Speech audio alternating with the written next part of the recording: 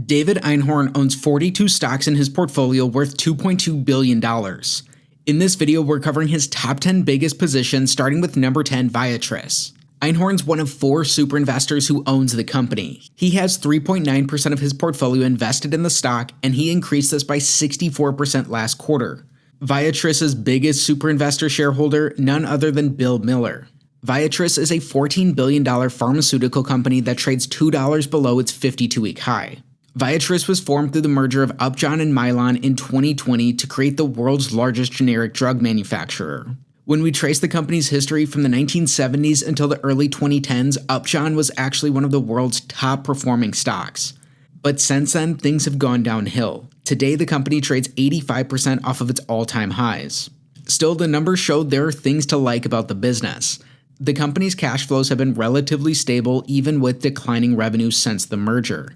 At the same time, they've also paid down a lot of debt. While it's hard to see given the large amount of shares they used for the merger, Viatris has actually repurchased stock in the last year. They still earn pretty subpar returns on capital, but these have been improving. Viatris also pays a big market-beating 4.24% dividend yield. When we couple this with their buybacks, they actually have a good 5.5% shareholder yield overall. Today, not only does Viatris trade below its historical sales values, it's also trading well below its projected free cash flows. Still, their guru focus value has trended downward since the company's merger, and today it's only at $10 per share. That's down 13% from their current stock price. Analysts are more bullish on the company, targeting a $15 price target with a 31.5% upside. David Einhorn is the founder and president of Greenlight Capital, a long-short, value-oriented hedge fund he started in 1996. Over the next decade, the fund returned 26% annually, easily beating the market. Einhorn receives extensive coverage in the financial press for his fund's performance, his investing strategy, and his stock positions. Einhorn was included in Time magazine's Time 100 list of the 100 most influential people in the world back in 2013. According to Investopedia, his net worth was around $1.5 billion as of June 2019. The next stock in Einhorn's portfolio at number 9 is Tenant Healthcare. Tenant is owned by 4 super investors today, and this is led by Einhorn, who has 3.9% of his portfolio invested in the company. Tenant operates hospitals, ambulatory surgical centers, and outpatient facilities across the American South. Tenant's a $15 billion healthcare company that's trading just $14 below its 52-week high and up more than 3 times from its 52-week lows. Their stock has been a wild ride for shareholders. They were one of the top performing stocks in the market from the early 1970s until the late 1990s. Then things went pretty downhill, and they're still trading 27% off their all-time high. Still, since the pandemic, their stock has shot through the roof, increasing by about 16 times. Some of this comes from what seems to be more stable sales and cash flow numbers in the last 5 years compared to earlier in the decade. As they operate a lot of healthcare real estate, Tenant does use a lot of debt in their business, which is something to be mindful of. And like the last 2 companies we've looked at, Tenant's been buying back shares in the past couple of years. Compared to their historical values, today Tenant's trading well below most of these, but they're well ahead of their median price to sales in their history. Part of that's why a GF value for the company only comes in at $84 per share, which is almost just half of their current stock price. Analysts are mainly bullish on the company, but say it's about fairly priced today with just a 4% upside and a $160 price target. The tech stock Aite is the number 8 stock in Einhorn's portfolio. He's one of 2 super investors who owns the business with a 4% holding. Aite is a $4 billion cloud-based HR provider that's trading $3 below its 52-week high. The company recently went public back in 2021, and since then it's down 23% overall. The main thing this stock has going for it is that it's growing and it's free cash flow positive, which is not the same as many companies listed at the same time. Still, not uncommon for these types of companies, they've diluted shareholders by a pretty steady amount in each of the years that they've been public. This is something to watch out for as their stock-based compensation remains high, although they'd still have free cash flow even if we back this out. Their GF value has trended slightly down since going public, and today it's just about their current stock price at $6.70 per share. Based on their cash flow numbers, it looks like the company could have a downside of about 5%, pretty close to that GF value. ODP Corp is next at number 7, and this is again owned by 2 super investors, with Einhorn having a 4.3% holding in the company. He added 30% in the last quarter alone. ODP is a billion-dollar distribution company serving small businesses. Today, they trade just $6 above their 52-week low, and they're down by half from their 52-week high. The company was a steady performer up until the global financial crisis, but things have suffered since then. Altogether, they're still down 93% from their all-time highs hit back in 2005. It seems like Einhorn would like this company for a couple of reasons. Even though they've had declining sales in the past decade, the company still has a decent cash position and manageable amounts of debt. They also consistently produce cash flows going back for about a decade. The big thing to love in this stock is they've been buying back shares like crazy, repurchasing 12% in both of the last 2 years and 8% in 2021. Altogether, they've repurchased stock 6 years in a row. Based on the numbers, this stock could be cheap, as it's trading well below most of their historical valuations. That's what we see with their GF value, which today comes in at $51.50 per share. That's up $21 from their current stock price, nearly doubling it. Penn National Gaming, or Penn Entertainment, is the sixth stock in Einhorn's portfolio. He has a 4.8% holding in the company that he again added to in the last quarter, and he's the only super investor invested. Today, Penn Entertainment's a $3 billion company that trades just $4 above its 52-week low. Penn's a casino owner that had a steady track record before spiking just after the pandemic and come crashing back down to earth. They had huge earning losses and saw their operating cash flow cut in half, but the company still produces positive free cash flow. After using shares to buy other companies in their history, they actually bought back a lot of shares in 2022, and they repurchased some in 2023 as well. Penn looks potentially cheap if they can get back to their more normal free cash flows, but they have a lot of debt to support as well. A GF value comes in at $35 per share, which is nearly double today's stock price, but that does come with a value trap warning as well. Albeit analysts are split but altogether bullish on the company with a $24 price target and a 30% upside. Before we get to David Einhorn's top 5 stocks, if you're enjoying the video, check out my affiliate Interactive Brokers. Just by clicking the link below, you support the channel and you can check out their offerings. Stock number 5 in Einhorn's portfolio is KINDR, the IBM spinoff. He's one of 2 super investors with a position in the company, though he trimmed 33% of his holding in the last quarter. Today, it makes up 5.7% of his portfolio. KINDR has a $5.5 billion market cap and it trades just $4 below its 52-week high. The company stock has performed poorly as a standalone business. They're down 40% from where they were listed, although they're up 200% from their all-time lows. It's hard to see many positives in their numbers, with the company having declining sales, negative earnings, and negative free cash flows. On top of this, they've also diluted shareholders in the last couple of years. Their GF value has trended down since being a standalone business, and today it comes in at just under $13 per share. That would cut their current stock price nearly by half. The 2 analysts covering the stock are bullish with a 37% upside and a $33 target price. HP is the 4th most owned stock by Einhorn, and he has a 5.8% holding in his portfolio. He's one of just 3 super investors in the company and nearly doubled his stake in the last quarter alone. HP is a $34.5 billion giant that's trading just $2 below its 52-week high.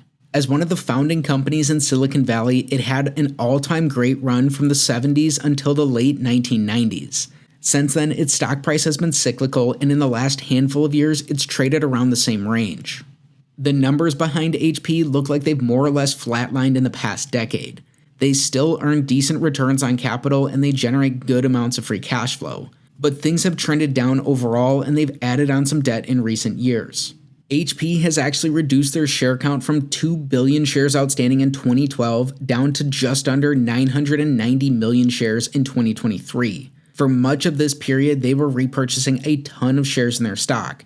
That's why Warren Buffett even owned the company in 2021. But 2024 has been very different for the stock, with them actually issuing shares and diluting shareholders. That's been the complete opposite of the past decade for the business. High share buybacks were even more attractive for HP shareholders because they also paid a big 3% dividend yield, and they grew this by 5% last year. But now that they're diluting shareholders, things could be different for the company.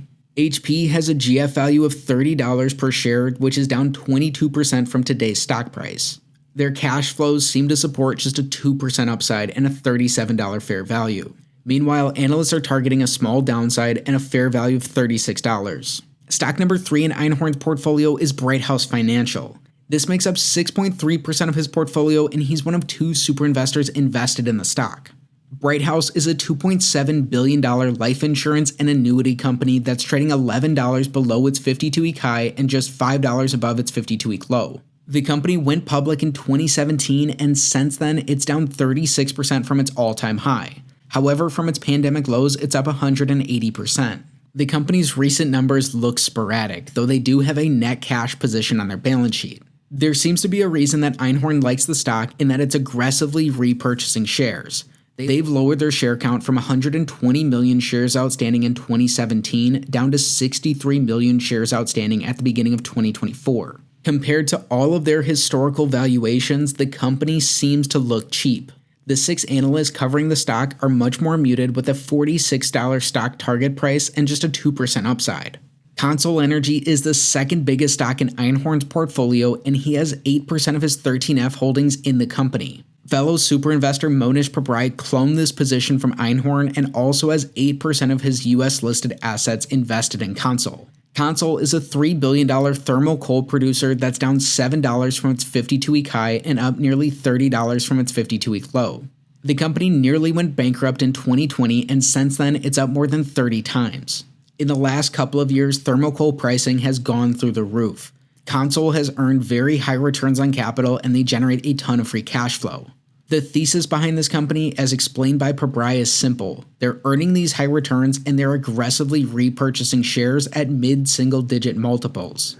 David Einhorn's Consol Energy bet looks like Monish's IPSCO bet. And IPSCO was a company I had invested in almost 20 years ago, 2004. And I have very fond memories of IPSCO. And Consol was very similar in the sense that they forward sell a year in advance all the coal that they're going to produce with price bands that are fixed. In 2023, they've already done all these deals where that money is going to show up in 24.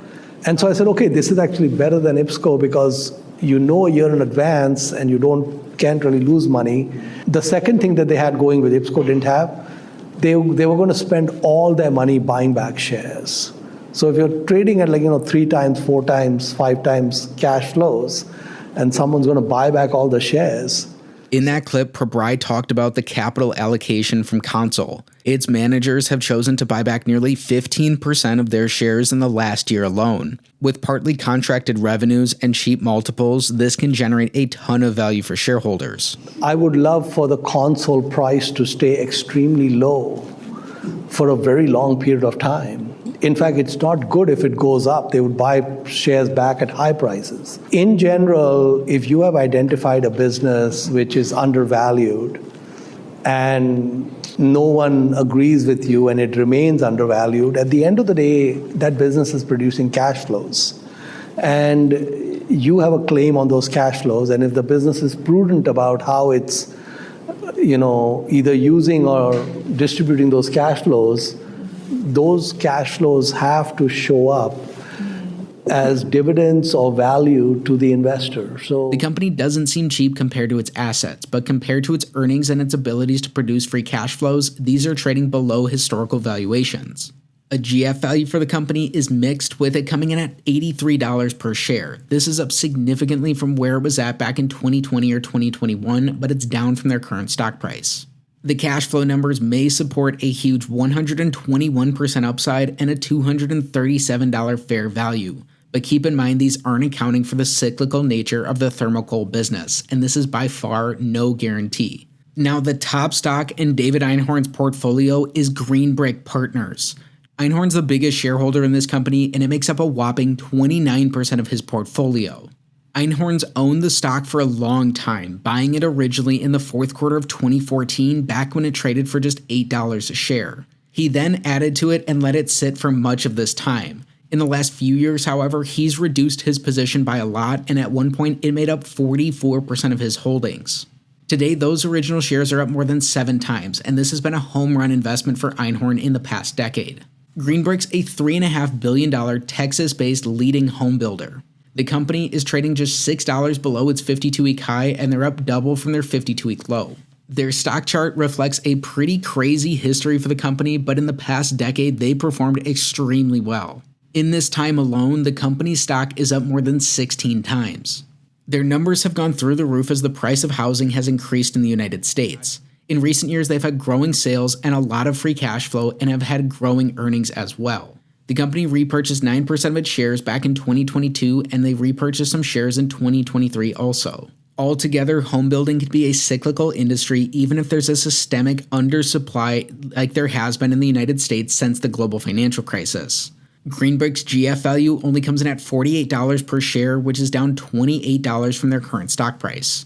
Einhorn's had activity in his top stocks, with his biggest buy being HP last quarter and his biggest trims coming from KINDR and Tenant healthcare. Now, these are the top stocks in David Einhorn's portfolio at Greenlight Capital. Which of them is most interesting to you? Let me know in the comments below.